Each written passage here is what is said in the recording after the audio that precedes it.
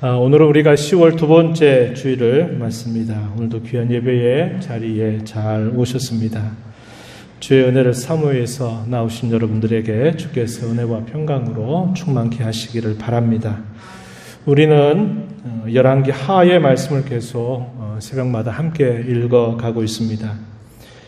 북이스라엘 나라와 남유다의 역사에 관한 이야기들을 우리가 쭉 살펴가고 있는데요. 북이스라엘은 빠른 속도로 패망의 길로 치닫는 반면에 유다는 비교적 나름 그 속도를 잘 유지해 왔습니다. 그런데 남유다 가운데 아하스 왕이 다스리게 되면서 이 유다 나라가 패망의 길에 접어들게 됩니다.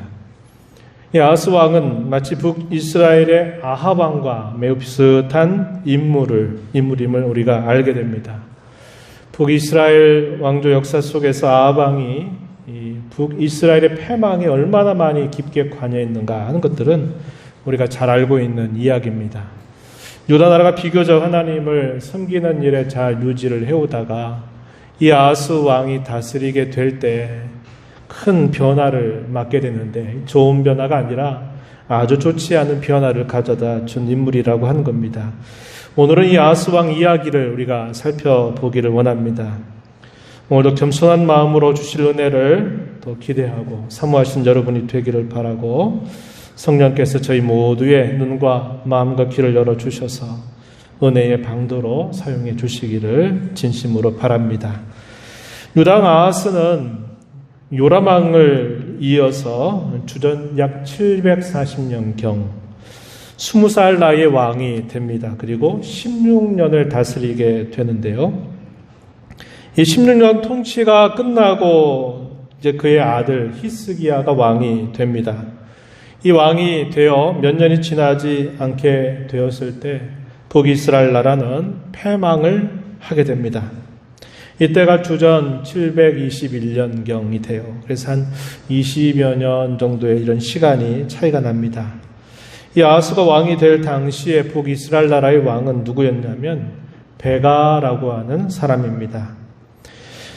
열왕기하 16장 1절, 2절 앞부분의 말씀에 보게 되면 베가가 다스린 제 17년에 아하스가 왕이 되었다 이렇게 소개하고 아하스가 왕이 될 때 나이가 20살이고 16년 동안 유다를 다스렸다 이렇게 소개를 해줍니다. 분열한국 시대 왕조의 역사를 평가하는 기준은 세상적인 잣대나 기준과는 많이 다릅니다. 우리나라에도 조선왕조실록이라고 하는 것이 있어서 왕조 가운데 있었던 일들을 역사적인 사실에 초점을 맞추어서 기록된 내용들이 있는데 이 유다의 경우 또 북이스라엘의 경우도 마찬가지입니다. 역대지략이라고 부르는 책에 이런 사실을 기초해서 역사를 기록하지만 성경이 기록하고 있는 일관된 관점은 하나님 보시기에 혹은 하나님 앞에서 그 왕이 어떠했는가 하는 점입니다. 특히 또 하나님의 백성이 된 이스라엘과 유다에 대해서는 이러한 관점이 대단히 확고하다는 겁니다. 왜냐하면 이스라엘 나라의 왕 제도가 세워지기 오래전부터 그들은 세상 나라와 다르게 하나님을 진정한 왕으로 모시고 사는 나라에 속한 사람들이 되었기 때문입니다. 이것은 오늘 우리의 교회 그리고 우리 성도들을 평가하는 일관된 관점이기도 하다는 것입니다.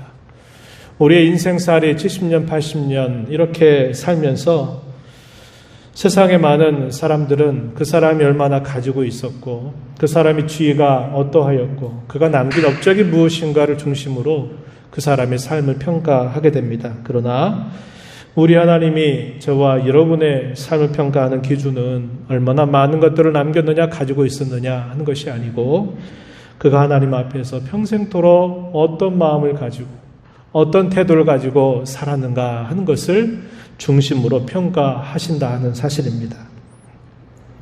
그렇다면 성경은 이 아하스 왕의 16년 통치에 대해서 뭐라고 평가를 할까요?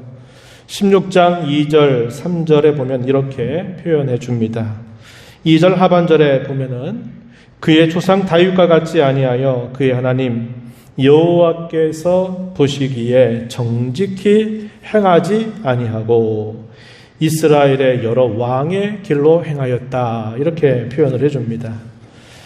유다 나라인데 어디를 지금 본뜨고 있다고 이야기하냐면 이스라엘의 여러 왕의 길을 본뜨고 있다. 이렇게 말합니다. 이것은 유다 나라에 있어서 큰 변화가 일어났다는 것을 표현해주고 있는 말이 되는 겁니다. 당시엔 아수르가 세력을 확장하고 있는 상황이었습니다. 갈수록 강대해져 가고 있는 상황이었고 유다 나라는 안타깝게도 북이스라엘과는 좋은 관계를 갖지 않았습니다. 적대 관계를 가지고 있었다고 하는 것입니다.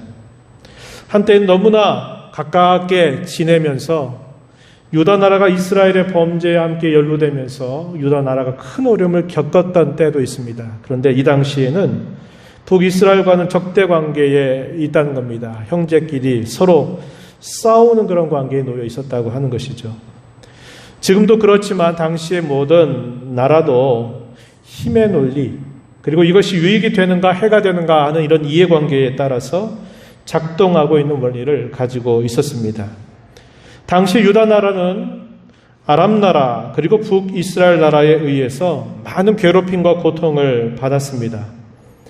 아람의 왕이었던 르신은 유다를 쳐서 많은 백성들을 다메섹으로 끌고 가기도 했어요. 또 북이스라엘의 왕이었던 베가는 또 역시 유다를 쳐서 많은 백성들을 죽이기도 하고 사로잡아 가기도 했습니다. 이것이 우리가 읽은 이 본문 속에서는 이런 표현들이 나타나질 않아요. 그러나 이 본문과 동일한 내용이 역대하 28장에 보게 되면 소개가 됩니다. 그래서 우리가 병행적으로 읽으면 당시 상황을 좀 더 잘 알 수 있게 돼요. 역대하 28장 5절, 6절 여기 말씀에 보면은 당시 상황에 대해서 좀 더 자세하게 설명해 주는데 이렇게 말합니다. 역대하 28장 5절에 보면 아람 왕의 손에 넘기심에 그들이 쳐서 심히 많은 무리를 사로잡아 다메섹으로 갔으며 이렇게 표현했어요. 심히 많은 무리, 유다 백성들을 뜻하는 말입니다. 또 이스라엘 왕의 손에 넘기심에 그가 쳐서 크게 살육을 하였다라고 소개를 해줍니다. 6절 말씀에 가서 보면 이렇게 말해요. 베가가 유다에서 하루 동안에 용사 12만 명을 죽였다라고 말합니다. 하루 사이에 12만 명의 용사를 죽였다. 얼마나 많은 유다 백성들이 죽음을 당했는가 하는 것을 우리가 알게 되죠. 또 8절에 가서 보면 또 이렇게 말합니다. 이스라엘 자손이 그들의 형제 중에서 그들의 아내와 자녀를 합하여 20만 명을 사로잡고 그들의 재물을 많이 노략하여 사마리아로 가져갔다. 이렇게 말합니다. 이 사마리아는 당시 북이스라엘의 수도를 말하고요. 다메섹이라고 하는 것은 아람 나라의 수도를 말합니다. 그것만이 아니었어요. 심지어 다른 주변에 있는 나라, 예를 들면 에돔과 블레셋 나라에 의해서도 유다 나라는 많은 어려움을 겪었다고 기록해 주고 있습니다. 그러던 가운데 북이스라엘 나라 왕이었던 베가가 아람의 왕 르신과 함께 동맹을 해서 유다의 수도였던 예루살렘을 침공하게 됩니다. 상당히 위태로운 처지에 놓이게 된 것입니다. 그 결과가 어떻게 되었을까요? 아하스는 가까스로 지켜냈습니다. 다시 말하면 가까스로 그 위기를 모면했다 하는 그런 말입니다. 열왕기하 16장 5절 말씀에 보면은 이렇게 소개해 줍니다. 이때 아람의 왕 르신과 이스라엘의 왕 르말라의 아들 베가가 예루살렘에 올라와서 싸우려 하여 아하스를 에워쌌으나 능히 이기지 못하니라. 능히 이기지 못한다. 이 말은 가까스로 살아남았다. 이런 뜻을 전달해 주는 겁니다. 그것은 하나님께서 옛적에 다윗에게 하셨던 약속, 내가 이 유다 나라에 다윗의 등불을 끄지 않겠다라고 말씀하셨던 하나님의 약속 때문에 그 패망의 위기를 벗어나게 된 것임을 우리는 알게 되는 겁니다. 이렇게 해서 한 번의 큰 위기 상황이 지나가게 된 것입니다. 하지만 아하스 왕은 불안했습니다. 이번 위기는 어떻게 가까스로 모면하게 되었지만 또다시 언제 침공하게 될는지를 전혀 알 수가 없는 상황이기 때문입니다. 그래서 이 아하스는 궁지 끝에 어떻게 하냐면 당시에 강대해져 가고 있는 나라 아수르에게 친서를 보내게 돼요. 당시 아수르의 왕은 디글랏 빌레셀, 좀 우리에게는 낯선 이름이죠. 디글랏 빌레셀에게 친서를 보냈는데 그 친서의 내용이 오늘 우리가 읽은 본문 7절 말씀에 보면은 이렇게 말합니다. 나는 왕의 신복이요 왕의 아들이라. 이제 아람 왕과 이스라엘 왕이 나를 치니 나를 구원하소서. 이러한 메시지를 써서 아수르 왕에게 전달을 하게 되죠. 세상의 군주에게 구원해달라라고 요청하는 모습이 나타나고 있는 겁니다. 그런데 이런 요청을 하려면 그냥 말로만 될 수 있는 일이 아니었어요. 그래서 예물을 바쳐야만 했습니다. 그래서 이 아하스 왕이 어떻게 했는가? 우리가 읽은 본문 8절 말씀에 보면은 이렇게 말하죠. 아하스가 여호와의 성전과 왕궁 곳간에 있는 은금을 내어다가 아수르 왕에게 예물로 보냈다. 이렇게 이야기해 줍니다. 갑작스럽게 요구하는 그 많은 은금들, 그것을 어디서 구할 수 있겠습니까? 그러니까 자기 왕궁에 있는 것들, 그리고 솔로몬 성전에 있는, 이 성전에 있는 것들을 가져다가 그것을 은금으로 주었다고 이야기해 주고 있는 것입니다. 그들의 하나님, 구원의 하나님을 외면한 불신앙과 배반의 행위였다는 것을 우리는 너무나 잘 알게 되지요. 이렇게 함으로써 사실 그 결과가 어떻게 되었는가 궁금해지게 됩니다. 오늘 우리가 나눈 이 설교 제목이 문제풀이 인생이라고 하는 제목이죠. 아하스 왕은 자신에게 주어진 이 문제를 잘 풀었을까요? 잘못 풀었을까요? 결과를 보면은 잘 풀었는지 그렇지 않은지를 알 수가 있겠죠. 우선 일시적으로 그렇게 했던 아하스의 행위가 유다 나라에게는 도움이 되었습니다. 아수르 왕은 그 요청을 받아들이고 아람 나라를 공격합니다. 그리고 이 아람 나라 왕을 죽이게 되어요.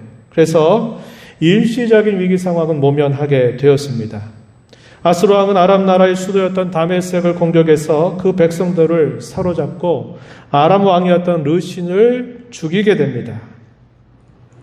이렇게 함으로써 유다는 도움을 얻은 것처럼 보여요. 그런데 사실상 이것은 유다를 도와주었다기보다는 아람 나라를 삼키려고 하는 정치적인 야욕이었을 것이다. 우리는 그렇게 생각하게 돼요. 어쨌거나 결과적으로는 일시적인 도움을 받기는 한 것입니다. 하지만 그 이후에 이 아하스 왕이 한 행동을 보게 되면 예전에 가졌던 그 문제보다도 더 심각한 문제를 가져왔다는 것을 알게 돼요. 그것이 뭐냐면 이 아하스 왕이 다메섹 왕을 죽였던 그곳에 있는 아수르 왕을 찾아갑니다. 왜 찾아갔을까요? 승전을 축하하기 위해서였을 것이다 하는 겁니다. 당신께서 아람 나라의 왕을 이렇게 죽여서 우리가 이런 도움을 받았다라고 축하하기 위해서 이 아하스 왕이 이 다메섹을 찾아가게 된 겁니다. 그런데 그곳에 가서 보니까 그곳 신들에게 제사를 드리는 신전에 있는 제단을 보니까 이게 이스라엘에서 보는 제단과는 비교할 수 없을 만큼 웅장하고 크고 멋져 보였던 겁니다. 그래서 이 아하스가 어떤 명령을 내리냐면 그 아람에 있는 그 신전에 있는 제단의 모양, 설계도를 그대로 그려가지고 당시 이스라엘의 제사장이었던 우리아에게 그것을 보냅니다. 그리고서 이대로 제단을 만들어라 명령을 내리게 돼요. 이 말을 받았던 우리아는 왕이 이스라엘 땅에 도착하기도 전에 그 설계도를 따라서 새로운 제단을 만들어 두었습니다. 그리고 마침내 아하스가 다시 이스라엘 땅으로 돌아왔을 때 아하스 왕은 그 새롭게 만든 제단에서 제사를 드리는데 그 제사는 누구에게 드리느냐? 여호와 하나님께 제사를 드리는 것입니다. 이상한 행동을 한 거예요. 이방의 신전에 있는 제단에다가 제사는 여호와 하나님께 드린 거예요. 그에 대한 기록은 열왕기하 16장 10절로부터 12절에서 그 내용이 그대로 소개가 됩니다. 그런데 그것만이 아니었어요. 이 아하스가 한 행동은 더 나아갔습니다. 자기의 하고 싶은 대로 자기 생각대로 성전에 있는 기구들을 막 바꿔요. 바꾸고 자리도 재배치하고 그것들을 심지어는 뜯어 고쳐서 하고 싶은 대로 막 꾸며대기 시작을 한 것입니다. 새로운 제단이 있게 되니까 기존에 있었던 노수로 만든 제단을 다시 자리를 바꿔줘야만 했던 겁니다. 그 내용은 14절 말씀에서 소개가 되고요. 또 물두멍과 높바다가 있었는데 그것을 자리를 또 임의적으로 자기 마음대로 옮기게 돼요. 17절에 소개됩니다. 또 더 나아가서는 아수르 왕을 의식해서 낭실조차도 자리를 옮겨두면서 아수르 왕의 눈치를 보게 됩니다. 18절에 소개가 되고 있다는 거예요. 그래서 그 결과가 과연 어떻게 되었을까요? 결국은 이 유다를 패망의 길에 빠지게 했다는 것을 우리는 알게 됩니다. 역대하 28장 22절 23절 말씀에 보게 되면 아하스 왕이 공고한 상태에 있게 될 때 그가 어떻게 했느냐 설명해 주기를 더욱 여호와께 범죄하여 자기를 친 다메섹 신들에게 제사하면서 이렇게 말했다고 하죠. 아람 왕들의 신들이 그들을 도왔으니 나도 그 신에게 제사하여 나를 돕게 하리라 이렇게 말하면서 행동했다는 겁니다. 결과적으로 어떻게 되는가? 그 신이 아하스와 온 이스라엘을 망하게 하였다라고 그 결과를 소개해주고 있다는 것입니다. 아하스가 자신에게 주어져 있는 문제를 푸는데 그 문제를 잘못 풀게 되면서 유다를 패망의 길에 접어들게 한 것인데 그 이유를 몇 가지로 생각해 볼 수 있습니다. 세 가지인데 첫 번째는 문제가 왜 그런 문제가 자기 나라에게 그 문제가 생겨났는지 그 원인을 잘못 찾았다고 하는 거예요. 사실상 문제가 생긴 그 근본적인 원인은 자신에게 있었고 자신의 백성들의 오래된 범죄에 있었다는 사실을 생각하지 않았던 것입니다. 아하스는 그 원인을 어디서 찾느냐? 자기에게서 찾는 것이 아니라 그저 국제 정세에 찾고 외국 관계에서 찾고 또 주어진 상황에서 그 원인을 찾게 된 것입니다. 역대하서 28장 5절, 6절, 19절 여기 말씀에 보게 되면 하나님께서 왜 그러한 위기를 유다 나라에 주셨는가를 분명하게 설명해 주고 있어요. 역대 28장 5절에 보면 이렇게 말합니다. 그러므로 그의 하나님 여호와께서 그를 아람 왕의 손에 넘기셨다 이렇게 말합니다. 28장 6절에서는 이렇게 말합니다. 이는 그의 조상들의 하나님 여호와를 버렸기 때문이다 이렇게 말하고요. 19절에서는 이렇게 말합니다. 이는 이스라엘 왕 아하스가 유다에서 망령되이 행하여 여호와께 크게 범죄하였으므로 여호와께서 유다를 낮추심이라 이렇게 설명을 해줍니다. 그 원인이 어디 있었다고 말하는 겁니까? 아하스 왕 자신에게. 그리고 오랜 시간 동안 범했던 죄로부터 그 원인이 있어서 하나님이 문제를 풀라고 주신 거예요. 문제 잘 풀어서 그들이 새롭게 되기를 기대하셨던 것입니다. 그런데 그 원인을 잘못 짚었다는 거예요. 두 번째는 이 주어진 문제를 풀어가는 데 있어서 접근을 잘못했다고 하는 것입니다. 아하스 시대의 북이스라엘뿐만 아니라 우리가 살펴본 것처럼 주변의 여러 나라들로부터 많은 침략을 받고 많은 어려움을 겪었던 이유는 그의 범죄를 돌이키게 하시려고 하나님께서 주신 문제였는데 하나님 안에서 그 문제를 풀어가려고 접근한 것이 아니라 아수르에게 도움을 요청함으로써 그것이 우리가 살펴본 것처럼 일시적으로는 도움을 받았어요. 그러나 결국은 유다나라 전체를 패망의 길에 접어들게 하고 말았다는 것을 우리는 알게 됩니다. 마지막 세 번째는 뭐냐면 이 아하스 왕의 잘못된 행실에 있다는 것인데요. 아하스 왕은 하나님을 섬기는 종교를 자의적인 종교로 바꿔버렸어요. 아까 살폈던 것처럼 성전에 있는 기구들을 자기 마음대로 하고 싶은 대로 막 바꾸고 고치고 재배치하는 일들을 하게 했다고 하는 겁니다. 거기에다가 이방 신전에서 드리는 제단을 거기다가 만들어 배치해가지고 그 제단 위에서 여호와께 제사를 드리는 아주 이상한 행동을 했던 것입니다. 자의적인 종교, 자기 하고 싶은 대로 하는 종교로 바꾸어 버린 거예요. 신앙을 이방 신앙과 섞여버린 것입니다. 이 부분에 대해서는 열왕기하 16장 10절로부터 18절에 길게 잘 설명이 되고 있습니다. 아하스는 성전을 바꾸고 재배치하고 뜯어 고쳐버렸어요. 그것은 오직 하나님께서 명령하신 대로 성전을 만들고 하나님 명령하신 대로 제사를 드려야만 했던 그 엄격한 그 종교를 자기 마음대로 바꾸어버린 악한 일이었다는 것을 우리는 알게 돼요.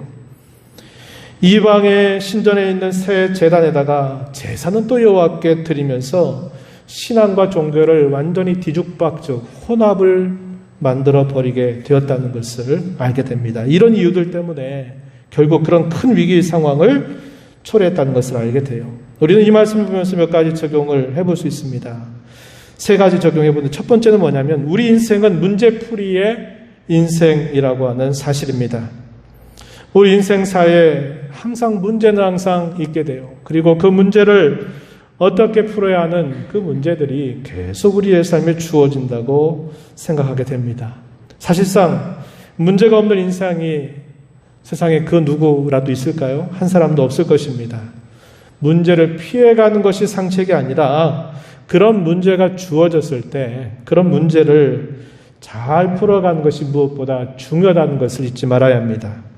어떤 문제들은 우리가 자연스럽게 그 문제를 우리가 대면하게 될 때가 있어요. 예를 들어 결혼을 하고 가정을 이루고 자녀를 양육하고 또 직장 생활을 하면서 우리의 삶을 영위해가기 위해서 또 교회당에서 내가 속해 있는 일로 봉사하고 섬긴 여러 가지 일들을 하다 보면 자연스럽게 이런저런 문제를 우리가 대면하게 된다는 겁니다. 그런데 이렇게 자연스럽게 주어지는 경우도 있지만은 우리가 스스로 잘못해서 문제를 더 크게 만드는 경우도 결코 적지 않다고 하는 사실이죠. 그럴 때 그런 문제들을 어떻게 풀어가는가 하는 것이 중요하다는 것입니다. 두 번째는 모든 문제는 하나님의 안에 있다는 사실을 우리는 기억하자고 하는 것입니다. 문제를 주시는 분이 누굴까요? 하나님이시죠. 왜 문제를 주실까요? 그 문제를 주실 때는 때로는 적극적으로 우리에게 그 문제를 주실 수 있어요. 예를 들면 욥 같은 경우 우리가 예를 들어볼 수 있겠죠. 욥은 그가 잘못해가지고 하나님께 문제를 받은 게 아니에요. 전혀 뜻하지 못하고 알지 못했던 이유를 알 수 없는 상황 속에서 갑작스러운 재앙이라고 하는 것을 문제로 받은 겁니다. 그 문제를 풀어가는 이야기가 길게 주어지죠. 이게 욥기의 이야기입니다. 적극적으로 하나님 주시는 거예요. 근데 하나님이 소극적으로 주시는 경우도 있어요. 그 문제의 원인이 우리 자신에게서 비롯돼서 문제가 주어지는 경우들이 있다고 하는 겁니다. 그러나 그 문제를 주시는 분이 하나님이시다는 사실을 우리는 기억해야 돼요. 그 문제를 풀 수 있는 것도 오직 하나님 안에 있다고 하는 사실을 우리는 꼭 잊지 말아야 합니다. 우리는 이런 주어지는 문제들을 풀어가기 위해서 하나님께 나아가야만 되고 또 하나님을 더 깊이 알고 하나님을 더 잘 섬기기 위해서 하나님께 나아가야만 합니다. 마지막으로 세 번째로는 실력과 실행력을 키우는 것이 우리에게 중요하다는 것입니다.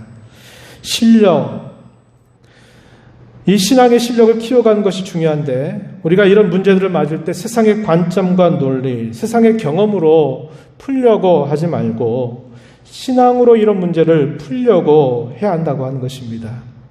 아까도 살폈지만 신앙으로 접근하지 않고 그저 주어진 상황으로 접근하다 보면 문제를 푸는 게 아니라 더 큰 문제를 가져올 수 있다는 것을 살펴본 바가 있어요. 우리는 어떤 문제가 우리에게 주어졌을 때 그것을 신앙으로 풀어야 합니다. 그러기 위해서 신앙의 실력을 계속적으로 키워가야 되는데 이 신앙으로 푸는 길은 무엇보다도 먼저 하나님 앞에 나아가는 겁니다. 그분께 나아가서 먼저 듣는 거예요. 그리고 그분으로부터 배우는 것입니다. 그 자세가 우리에게 대단히 중요하다는 겁니다. 하나님께 나아가서 듣고 배우는 것, 그것이 어떻게 표현될까요? 하나님께서 우리에게 주시는 말씀을 바르게 잘 듣는 훈련을 계속 잘하는 겁니다. 그리고 그 받은 말씀을 가지고 어떻게 반응하는 것을 또 우리가 잘 훈련해야 되는데 그 첫 번째 반응이 바로 받은 말씀을 가지고 기도하는 자세가 될 겁니다. 우리의 기도 생활은 말씀을 떠난 기도 생활이 되어서는 안 돼요. 하나님께서 우리에게 주시는 그 말씀에 대하여 무엇보다도 먼저 진실하게 반응하는 자세를 갖고 기도하는 훈련을 해야 한다고 하는 것입니다. 이렇게 듣고 배우는 것만으로 그러면 충분한가? 그렇지 않다는 겁니다. 우리가 시험을 본 경험들이 있는데 내가 실력 가지고는 얼마든지 그 문제를 풀 수 있는 실력과 능력을 가지고 있는데 막상 그 문제를 풀다가 어떤 자리에서 실수를 하게 되면은 그 문제의 답을 비껴나가게 되는 경우들이 있어요. 몰라서 틀리면 몰라서 틀렸다 싶은데 이거 충분히 알고 있는 문제를 내가 순간적으로 잠깐 실수해가지고 틀려버리면 그게 너무 아쉬운 겁니다. 그런 경험들을 우리가 많이 해봤어요. 마찬가지입니다. 듣고 배워서 우리의 신앙의 실력을 잘 키우는 것 계속적으로 노력해야 되지만 어떤 문제가 주어졌을 때 그 문제에 집중해서 실제로 그 문제를 잘 풀어가는 능력을 잘 키워가는 것이 중요하다는 것입니다. 이것을 오늘 우리에게 적용해 보면 저는 이렇게 여러분들에게 제시하는 겁니다. 회개와 순종이다라는 겁니다. 하나님의 말씀을 잘 듣고 기도도 하는 훈련들을 계속해서 뭔가 이제 알았어요. 실력도 됐어요. 그런데 뭐가 안 되면 안 된다는 겁니까? 그 들은 말씀을 가지고서 내가 뭘 잘못했는가를 생각했을 때 그것을 가지고 돌이키고 회개하는 그런 일이 없다면 소용이 없는 거죠. 또 돌이키고 회개했다 그래서 그 자리에 멈춰 서면 그것도 소용이 없는 거예요. 어떻게 해야 될까요? 순종의 자리로 나아가야 되는 거예요. 순종으로 내 발걸음을 한 걸음이라도 반 걸음이라도 아니면 조금이라도 그 발걸음을 내딛는 실제적인 실행력이 따라오지 않게 되면 결국은 그 문제를 풀어가지 못한다는 것을 우리는 알게 되는 것입니다. 우리는 지금까지 우리 인생에 주어진 수많은 문제를 풀기 위해서 우리의 신앙의 실력을 키우고 실행력을 키워야 한다는 것을 여러 가지를 통해서 함께 살펴보았습니다. 그러기 위해서는 말씀과 기도를 끊임없이 훈련하는 것, 더 나아가서는 회개와 순종을 계속적으로 훈련해 나간다고 하는 것이 중요함을 함께 생각해 보았습니다. 여러분의 신앙의 실력이 어떠합니까? 여러분의 신앙의 실행력이 어떠한가를 한번 돌아보시기 바랍니다. 그리고 늦지 않게 하나님의 은혜를 구하면서 이제라도 신앙을 키워가고 실행력을 더 키워가는 자리가 되기를 바랍니다. 마지막으로 우리는 문제풀이, 문제결을 위해서 무엇보다도 하나님 앞에 나아가는 일을 힘써야겠는데 잊지 말아야 할 중요한 사실이 하나 있습니다. 그것이 뭐냐면 우리가 하나님 앞에 나아가는 것이 단순히 문제를 풀기 위해서 나가는 것으로 그쳐서는 안 된다고 하는 겁니다. 하나님은 우리의 목적이 되셔야지 우리가 문제를 풀기 위한 하나의 수단이 되어서는 안 된다고 하는 것입니다. 많은 신자들은 이 부분에서 많은 실수를 하고 있어요. 문제 생기면 내가 세상으로 가지 않고 하나님께 나와서 말씀 듣고 기도하는 일을 한 것도 너무나 소중하고 귀한 일이에요. 그런데 그 문제가 풀어지게 되면 이제 됐다. 그리고서 다시 옛날의 모습으로 그대로 돌아가고 또 그러다가 또 살다가 또 문제가 찾아오면 이 문제 풀어야지 하고 또 하나님 앞에 나와서 말씀을 듣고 기도하는 일에 힘을 기울이다가 또 문제 해결되면 또 다시 원점으로 돌아가는 그런 반복을 해서는 안 된다고 하는 겁니다.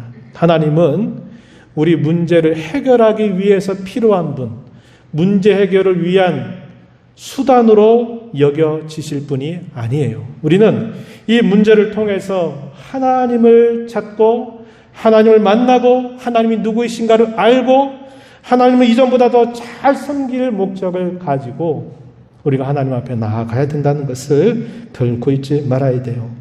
하나님을 섬기는 것은 목적이지 내가 하나님 섬겨서 내가 더 잘 먹고 잘 살고 잘 누리기 위한 수단이 되어서는 안 돼요. 그때부터 종교는 부패하게 되는 것입니다. 하나님을 더 잘 섬기기 위해서, 하나님을 더 깊이 알아가기 위해서 우리는 언제나 하나님을 가까이 하고 하나님께 나아가는 신앙의 걸음이 되어야 하겠습니다. 이런 말씀들을 마음에 새긴 자로 남은 생애를 힘써 살아가는 모두가 되기를 진심으로 바랍니다. 하나님 아버지, 오늘도 저희들 하나님의 면전으로 불러주셔서 아버지의 말씀을 또다시 듣고 또 저희들을 깨우쳐 주심을 감사드리옵나이다.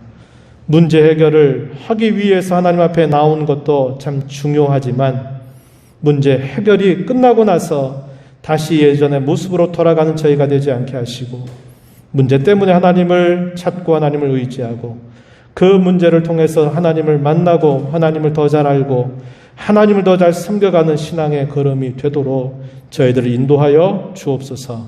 예수님 이름으로 기도하옵나이다.